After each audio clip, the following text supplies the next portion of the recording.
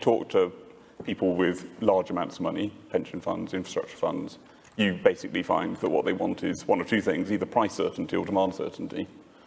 And the EU's policy is sort of a start on volume certainty, but they're not convinced as yet. So you're looking at sort of far more speculative capital, and until you get to the point where you've got people with really large amounts of money to actually fund development of these things, you're then going to be waiting for the oil and gas majors, who, to be fair to them, have made progress in the last couple of years. But that's an awful lot of capital to... I mean, I'm interested in the difference between the United States and, say, Europe. One is a stick, one is a carrot. Yeah. Previous panel, we were saying, we need more sticks, we need more stakes. Is that what we need here, or do we actually need more incentives? You talked about California. I mean, they're much further ahead in some ways.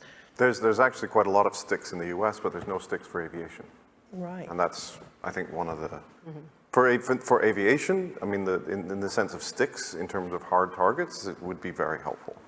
Because in the end, when you have a target and you have to hit it, that's what drives actual market price-forming behavior. If you're an airline and you're sat there with your 10% mandate target, depending on what sort of airline you are, you can be in a very different position. If you've got lots of cargo, those guys have historically, in the last couple of years, proven more enthusiastic about paying for this. And you've got more business travelers. Again, every company is basically increasingly signed up for science-based targets and has to report emissions, etc. It's a much easier conversation to say, well, I need to do this, and if you have to pay a bit of extra money, then so be it.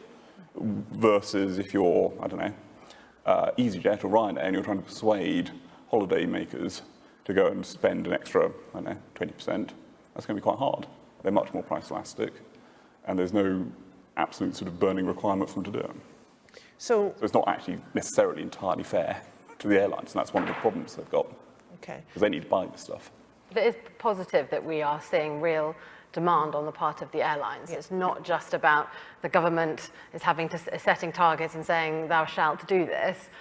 Last time I looked at this, over 20 airlines covering more than 35% of global traffic had targets for the use of sustainable aviation fuel, because they think that's an important part of their commitment to their customers and their ongoing license to operate.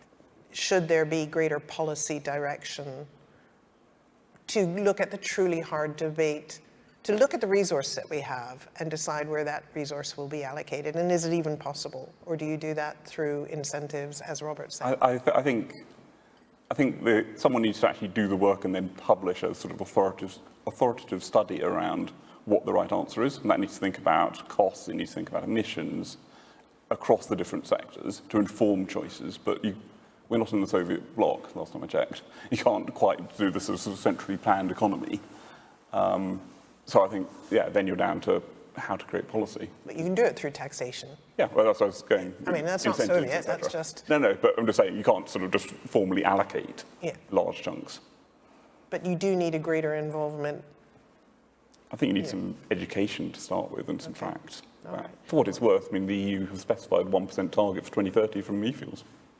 Yeah. Good luck, but after that, at some point, the advantage of e-fuels is fundamentally then, theoretically, not constrained. So at what stage, you keep talking about price, at what stage can we see biofuels ever come down to a more sensible level where we will see more enthusiasm about?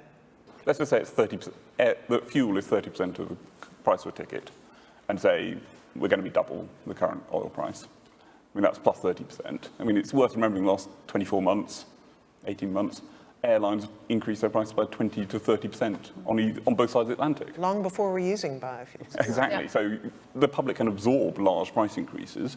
If you look at airline demand over 30 years, actually it's relatively not very correlated with the price of oil, because when everyone moves together, because they slap on fuel surcharges, etc., yes, demand goes down a bit, but it's not a massive drop. You can disguise a lot of these things. I mean, when you actually buy a ticket, you're subject to a yield management, revenue management system, which makes it incredibly hard to know what the price will be. And then how do you work out what the price was last time? Because you didn't take the same flight.